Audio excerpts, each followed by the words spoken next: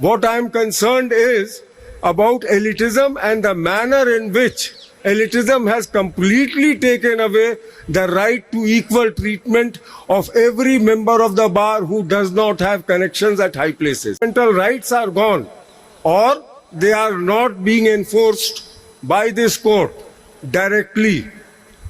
What is lost is the fundamental right itself, because High Court to Supreme Court and then wait at least 10 to 15 years. Now the reason I have come here, winning or losing is not an issue as far as I am concerned.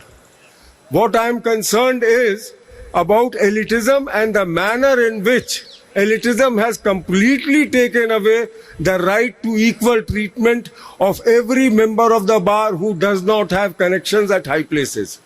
That is the worry, and the only way to handle that is to organize, unite at a platform. This is the platform. SCBA is the platform.